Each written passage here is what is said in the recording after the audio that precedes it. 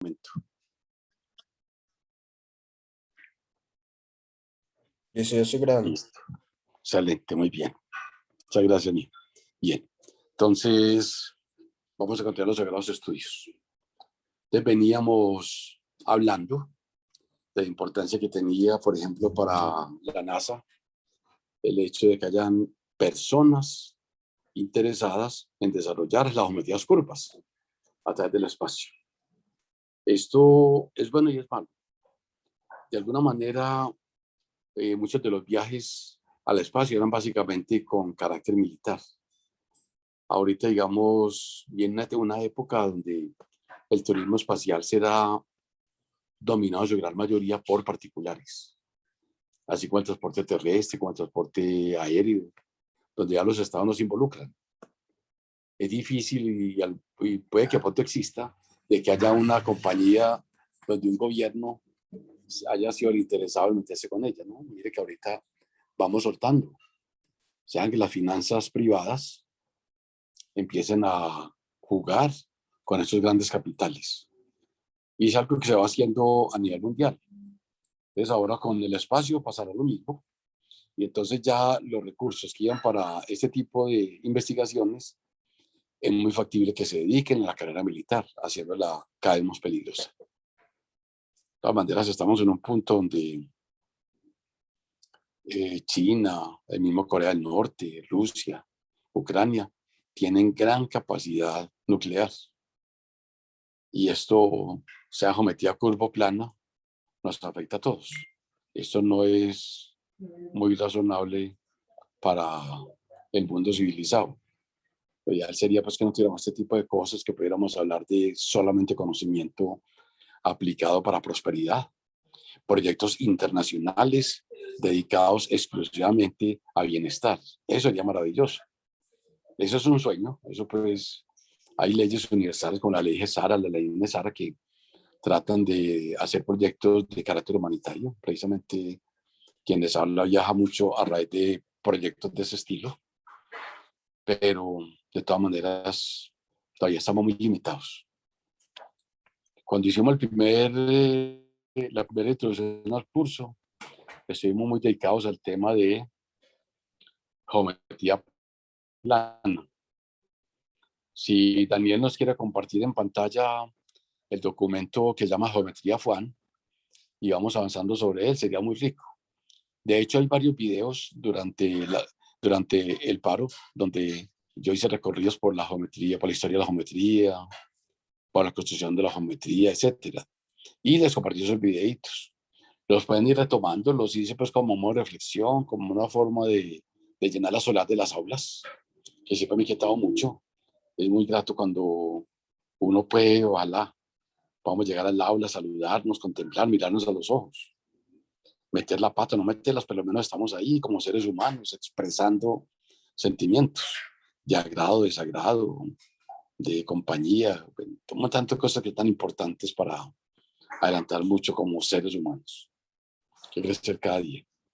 De todas maneras, si Daniel tiene forma de compartirnos el documento en mi página, ¿sí tiene forma, Daniel? Sí, ya voy. Listo, muy bien. Entonces, vuelvo se los está invitando a que cogieran todos esos videos, todos esos audios, todas esas charlas y las volvieran a ir mirando. Son videos cortos de reflexión sobre historia de la geometría, sobre triángulos, sobre polígonos, corticos. Videitos que máximo duraban media hora, duraban más o menos 20 minutos, escritos solamente como una motivación para que supieran que no los había dejado, que yo estaba ahí con ustedes, que ustedes por alguna circunstancia pues habían razones fuertes para que los estudiantes tuvieran un paro de actividades manifiesto que en su momento pues digamos que era muy importante. Muy bien. En este documento, no, hay lo que llama Geometría FUAN, que es un documentico donde empieza con la historia de la geometría. Bien, geometría euclidiana, muy bien. Eso, excelente. Excelente, muy bien. Son de los charcos de Beremislandia cuando hagamos la integración del grupo. Se le entra a mi reino en las montañas de Colombia. Y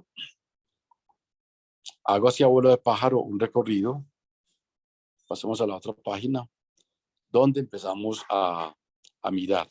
Primero, ¿la geometría para qué sirve? Ya les decía. Primer factor importante es empezar a mirar edificios modernos, construcciones, instalaciones, diseño de redes. Mire que por toda parte metemos los famosos renders. Entonces, un edificio sobre plano, usted le dice, este es el render, esta es la casa que usted va a comprar. Acórrame este muro para acá, se lo corremos. Pásame la cocina para allí, se la pasamos. Todo eso es posible gracias a la geometría plana. Es que la geometría plana tiene muchas utilidades. Los planos que yo hago en mi empresa de redes, nosotros los hacemos utilizando la geometría plana. De hecho, nos toca utilizar codos, que no es plano, pero es por obligación. Tenemos que pasar por una columna y no nos queda fácil siempre tener codos rectos, aunque también los hay. Hay muchas cosas que necesitan la curva. Necesitamos curvas de 135 grados. Entonces es una combinación de recta y curva, pero los planos en AutoCAD, líneas rectas. Ahí es donde vemos la importancia de eso. O sea, la geometría plana es muy importante. La utilizamos precisamente en eso. Los operadores de algunos transportes particulares, estilo Drive, estilo Lyft, estilo Uber, la geometría euclidiana es fundamental, porque ahí precisamente casi que nos van a decir, bueno, este recorrido vale tanto, que es mucho menor que el que nos cobra un taxista convencional, que no ha hecho el curso de geometría, ni lo va a hacer. Simplemente formas de ir mostrando cómo las geometrías se han ido involucrando en la parte académica, en la parte social, en la parte económica. En el Poli tenemos el curso de sistemas de información geográfica. O sea, mire que es muy importante medir, medir la tierra. Ese fue el origen inicial de la geometría. Geos, tierra, metros, medir. Ya evolucionamos, claro. Más que medir, medimos, construimos, hacemos predicciones desde el punto de vista científico. O sea, somos capaces de hacer un edificio y primero lo plasmamos en un papel. ¿Por qué? Porque el método científico nos permite hacer todo este tipo de procesos. Una idea, un anteproyecto, un proyecto y la ejecución de ese proyecto, que puede ser el edificio finalmente. Listo. La geometría plano curva, ya les hablé mucho. Necesitamos espacios, pongamos un tipo que maneje avión, que maneje barco, pues posiblemente estudiamos coordenadas diferentes a las que dibujamos en un plano cartesiano en los ejercicios de Baldor. Ahí estamos en dos mundos diferentes. En el primer caso, el menor camino entre dos puntos, segmento recta que los une. Estamos haciendo dibujos en un plano. Si estoy manejando una nave, un barco, posiblemente voy con coordenadas curvilíneas. Los hemisferios, los usos con H horarios, son condiciones para las geometrías no planas. Estamos hablando de otras características muy distintas. La relatividad de Einstein, geometrías curvas. Entonces, cuando uno empieza a mirar toda esta parte de relatividad, se empieza a mirar todos los esbozos, memes, todos son curvos. Ni siquiera lo en línea recta. Va a mirar la luz que viene de una estrella hacia la Tierra y ve que la vieron con una curva. ¿Por qué? Pues que la luz se tuerce como consecuencia de los campos gravitacionales intensos que existen en las estrellas o por sistemas masivos. Entonces ya es decir que, como mucha gente dice, bueno, la luz del sol viene en línea recta, eso es muy bonito decir, casi que es un poema, pero realmente hay un efecto gravitacional. La luz tiene masa y todo lo que tenga masa es atraído por sistemas gravitacionales. Por eso la geometría y la relatividad van de la mano.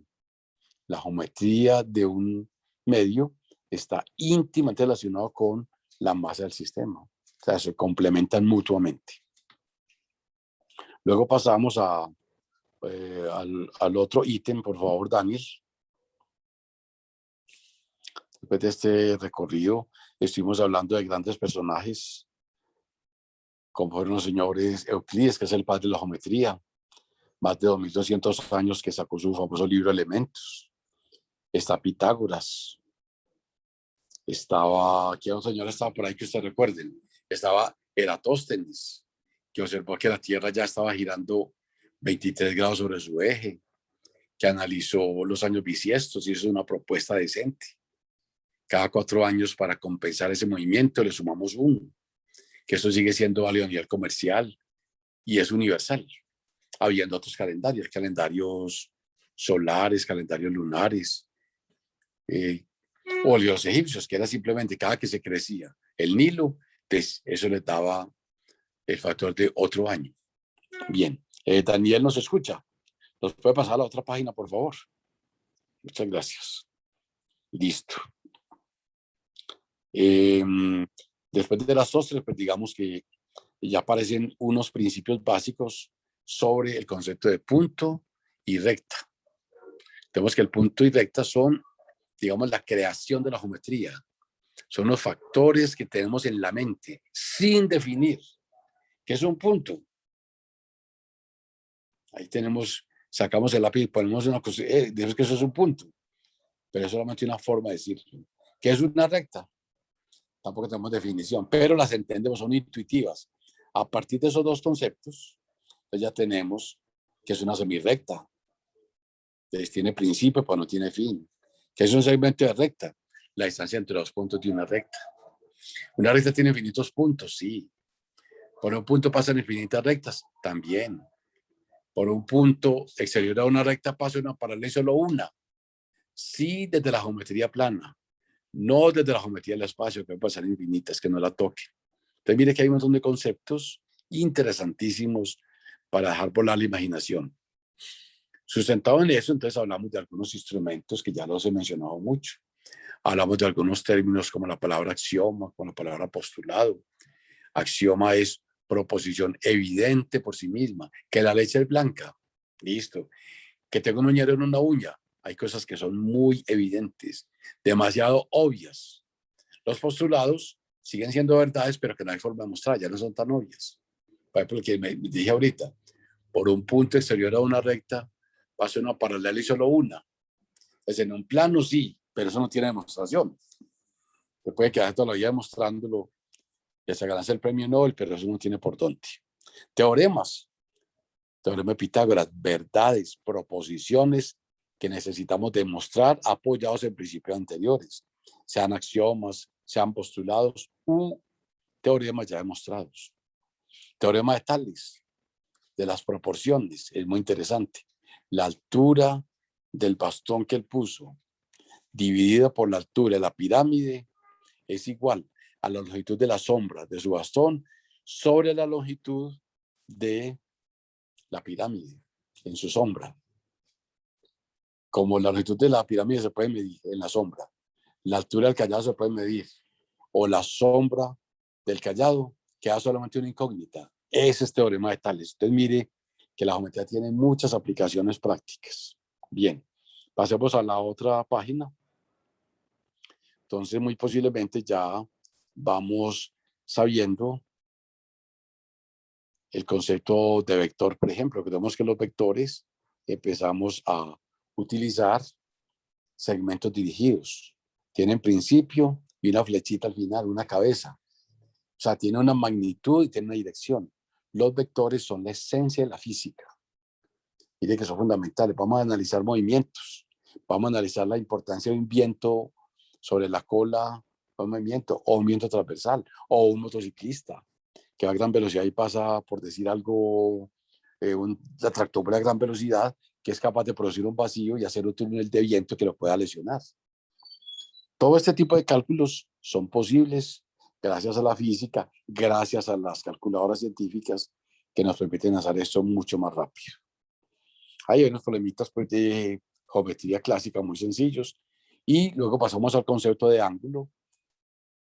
Pero antesito definimos que 3 puntos no colineales definían un plano. Y el concepto de plano es intuitivo. Una mesa de billar, la superficie de un tablero. Son conceptos muy básicos y recordamos algunas ideas. Todo plano contiene infinitas rectas. Todo plano contiene infinitos puntos. Si dos rectas se cortan, lo hacen en un punto. Son diferentes. Si dos planos se cortan y son diferentes, lo hacen a través de una línea recta. Entonces, mire que son conceptos muy básicos. 3 puntos no colineales, determinan un plano y solo uno. Ese es un concepto muy importante de la geometría. Por eso decíamos, todos los trípodes dan estabilidad a, a un sistema de grabación de televisión o a un sistema de una cámara fotográfica. Tres patas, no importa que sean grandes o pequeñas, siempre están en un plano. Cuatro patas, no necesariamente, ni cinco ni seis. Por eso el trípode es excelente. El concepto de triángulo como elemento fundamental de planos es muy importante. Ahí viene el concepto de cercha, que está ahí metido y es de muchas aplicaciones en el mundo industrial y el mundo tecnológico. Sobre los mismos ángulos, recordemos que hay dos sistemas de medida, Daniel nos lo irá mostrando. El sistema sexagesimal, donde medimos de 90 en 90 grados, la perpendicularidad. Cada grado está dividido en 60 minutos, cada minuto tiene 60 segundos. Y entonces cuando decimos, son las 9 de la mañana y 65 minutos, es porque le estamos diciendo a otra persona, son las 10:05. Son las 9 de la mañana y 123 minutos. Le estamos diciendo, son las 9 de la mañana, pero 123 minutos son 2 horas y 3 minutos. O sea, son las 11 de la mañana y 3 minutos. Entonces, 60 en 60. Entonces, el transportador clásico mide ángulos de 0, 90, 180 y algunos pueden seguir hasta dar la vuelta completa en 360. El transportador nos da las medidas en grados sexagesimales, que es una medida, pues digamos que cuando la Tierra se partió en 360 pedacitos iguales y cada pedacito lo llamamos grados. Y al mismo tiempo, alguien descubrió que si cogemos la circunferencia, la cortamos y la estiramos, y enseguida miramos cuántas veces cabe el diámetro en ella, siempre cabía 3 veces y un pedacito. Ese 3 veces y un pedacito se llamó pi, que es un número irracional que vale 3.14159 y siguen infinitas sumas decimales. Desde primaria, pues nos han enseñado que pi vale 3.1416, que es un dato muy bueno para hacer cálculos. Entonces, el sistema de los radianes establece que 2 pi radianes equivalen a 360 grados. O más sencillo, pi radianes son 180 grados. Entonces hablamos de ángulos de 90 grados, que es el ángulo recto, ángulos agudos que son de menos de 90, ángulos obtusos que son más de 90, pero menos de 180. Y ahí tenemos ángulos llanos, ángulos de un giro, etc. Y también tenemos, de acuerdo a la posición, por ejemplo, ángulos opuestos por el vértice, que es cuando prolongamos los lados del uno, son las prolongaciones del lado del otro. O hablamos de ángulos complementarios, que son dos ángulos que suman 90 grados, o suplementarios, dos que suman 180. Entonces, mire que son ideas muy básicas, mientras también nos va adelantando el documento. Entonces, ahí tenemos como una serie de conceptos de ángulos, de rectas perpendiculares o de rectas paralelas. Y vamos llegando a un tema que es de mucho agrado, que es el tema de las paralelas.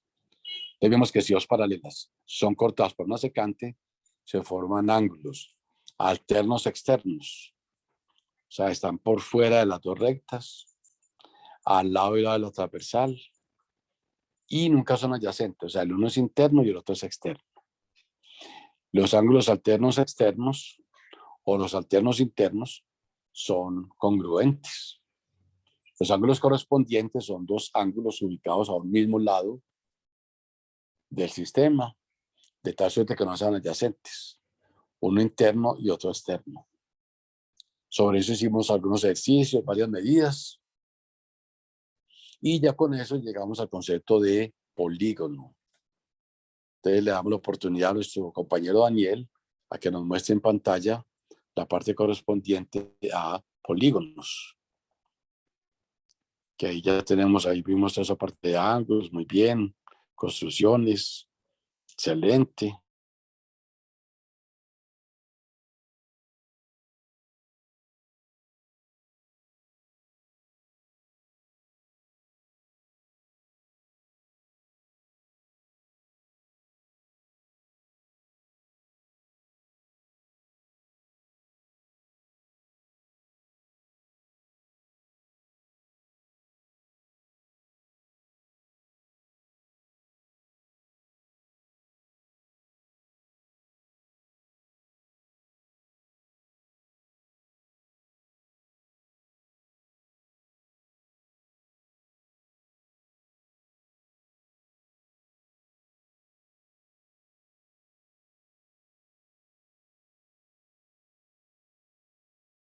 Está bien.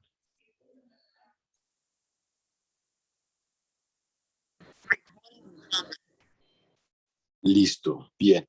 El sistema me ha sacado un segundito, como si yo no hubiera pagado, pero bueno, ya pagué. El concepto de polígono entonces se refiere a figuras planas, primer concepto. Tiene que ser plano. También no puede ser polígonos que no son planos. Ese no es un estudio que recuerda la geometría. Tenemos el cuadrilátero, tenemos el pentágono, tenemos el triángulo, tenemos el hexágono, que es de las abejitas. Tenemos el de Mus, como les decía ahorita. Ya figuras en el espacio, pues ya mucho más avanzadas, polígonos pues en el espacio, que sería, por ejemplo, estilo como el COVID-19 o algunos tipos de cáncer, que se organizan de formas icosaédricas. Es muy interesante esas coincidencias en un estudio serio. Entre los polígonos, pues el primer elemento estudiado es el triángulo, y el triángulo, podemos decir cosas muy importantes. Una, es el polígono menor número de lados. Segundo, no tiene diagonales. Tercero, sus ángulos internos suman 180 grados. Cuarto, si los clasificamos para la longitud de los lados, los clasificamos en equilátero si tienen los tres lados congruentes y por lo tanto los mismos ángulos, 60, 60, 60. Isósceles, dos lados congruentes y los ángulos de la base también son congruentes. Y el ángulo de arriba se llama el ángulo del vértice. Y escaleno cuando los lados son completamente desiguales y sus ángulos internos también. Si los clasificamos de acuerdo a los ángulos internos, entonces tenemos acutángulo. Todos los ángulos son agudos. Por ejemplo, 80, 70, 150 y 30, 180. Entonces, acutángulo. Obtusángulo, un ángulo obtuso, por ejemplo, 100 grados y un ángulo de 60 y el otro de 20, está a los 180. O el recto, que es el más conocido. Un triángulo rectángulo tiene un ángulo recto y los demás pueden ser de lo que quiera, que serían complementarios los otros dos. También es importante recordar que los triángulos tienen una línea de notables que sirven mucho para manejar instrumentos. La primera es la mediana. Entonces, la mediana nos permite ubicar el centro de gravedad del triángulo. ¿Qué es una mediana? Segmento recta que une un vértice con el punto medio del lado opuesto. También tenemos la bisectriz. Aprendimos a trazarlo utilizando el compás y la regla de manera muy precisa. La bisectriz parte una semirecta que partiendo del vértice divide un ángulo en dos partes iguales. Si lo hacemos en un triángulo, trazamos las tres bisectrices y ellas se cortan en un punto interno llamado incentro. Si colocas ahí la punta del compás y toca un ladito tangencialmente, al hacer la circunferencia toca los tres lados y queda dentro. Por eso se llama incentro. Centro de la circunferencia inscrita en un triángulo. También tenemos el circuncentro. Entonces cogemos un triángulo, trazamos sus mediatrices. ¿Cómo traza la mediatriz? Recordemos con un compás y una regla. Me hago en un extremo y abro el compás un poquitico más que la mitad, hago un arco o hago la circunferencia completa en ese lado, me voy para el otro, hago la circunferencia extrema y ahí me tocan dos puntos. Esos dos puntos donde se cortan, trazo una recta que es perpendicular en toda la mitad a un segmento. Cuando trazo las tres mediatrices, ellas se cortan en un punto que se llama circuncentro. Entonces se pone ahí la punta del compás, se hace en cualquier lado, cualquier vértice, y automáticamente al hacer la circunferencia toca los tres vértices. Por eso se llama circuncentro.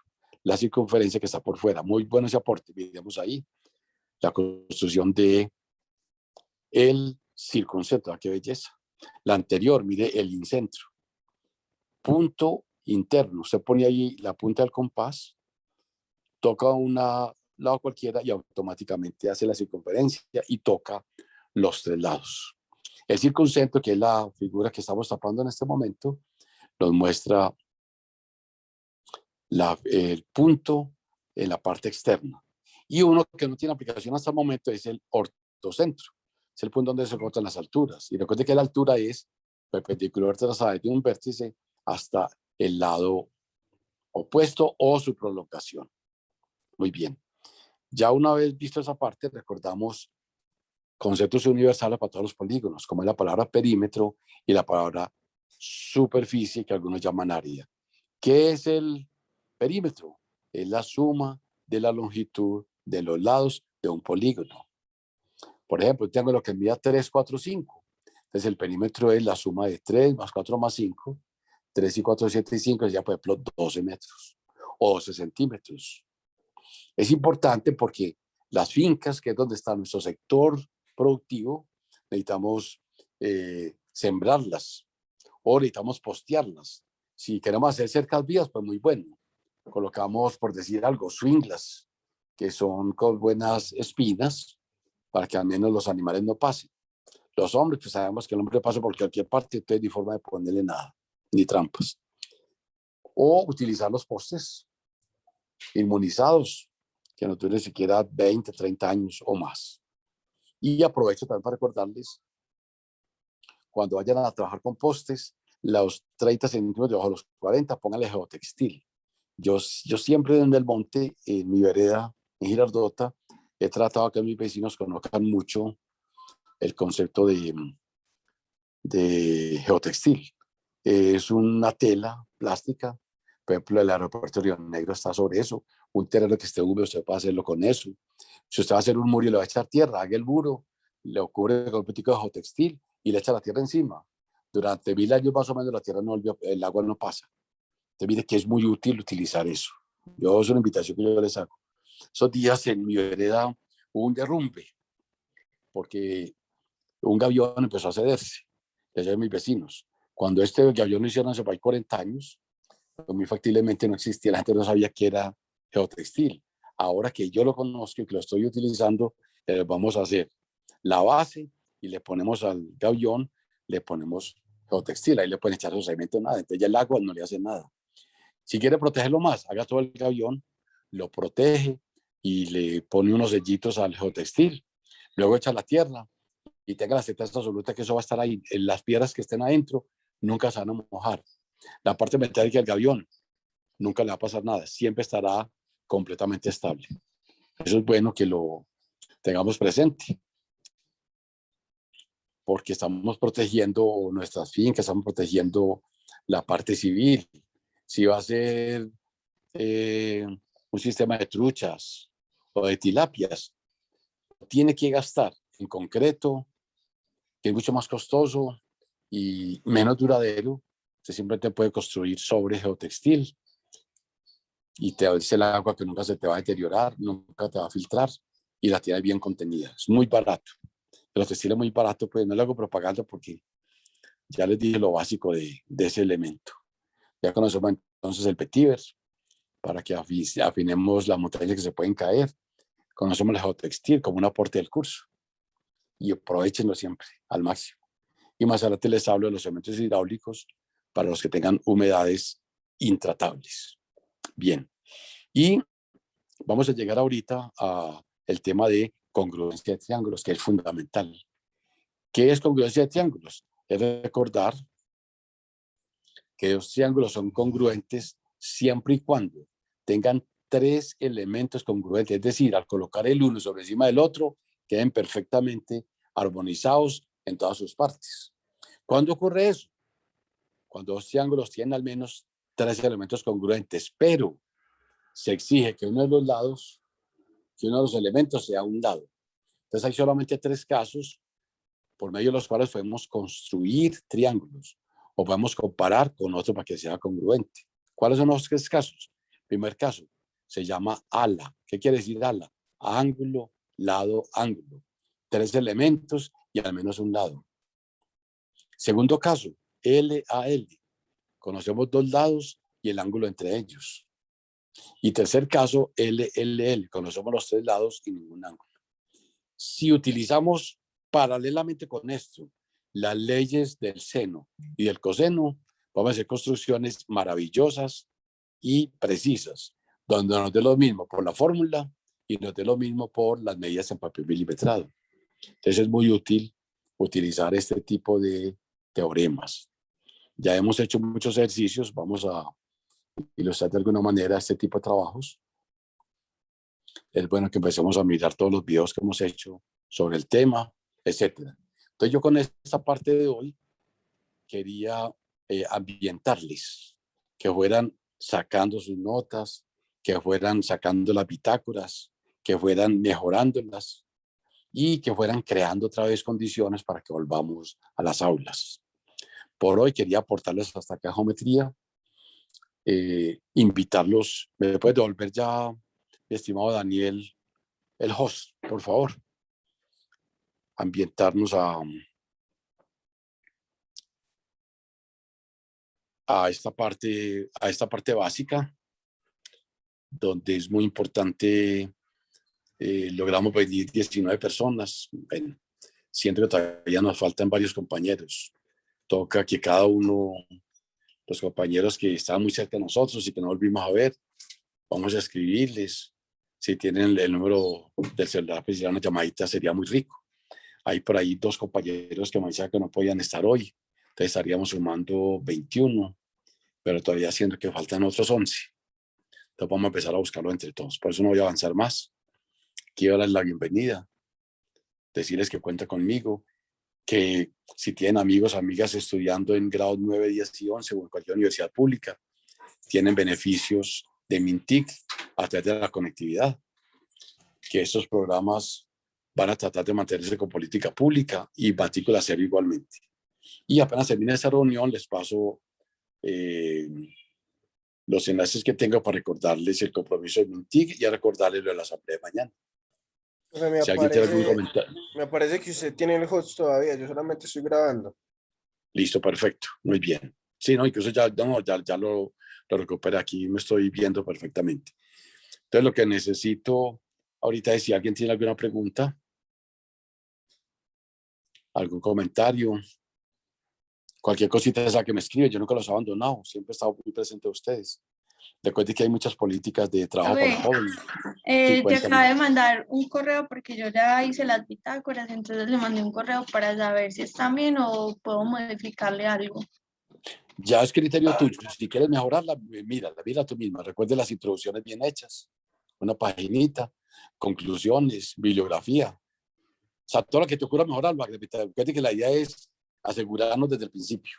Valen 15%. Entonces, mira que sacaste, por ejemplo, 4,5. Eso está una nota muy buena. Ya te está empezando a subir 2 bitácoras en 4,5. Póngala en 4 como mínimo. 2 bitácoras, ya tendría asegurada la materia en 1,2. Entonces ya es un adelanto muy grande. La feria de la ciencia vale 20%, que saque 6 de 4,5 ya es 0,9. O sea, ya va a ser más de 2. O sea, que está en sus manos para las becas, para las prácticas. Hagámosle. Entonces cada uno ya mirando, revise, tranquilo. Yo de todas maneras les pongo fechas ya fijas esta semana y les mando el pacto para que lo firmemos y sepamos, y cada semana les estoy avisando a provisos parroquiales cómo vamos. Muchas gracias a todos y a todas por haberme acompañado.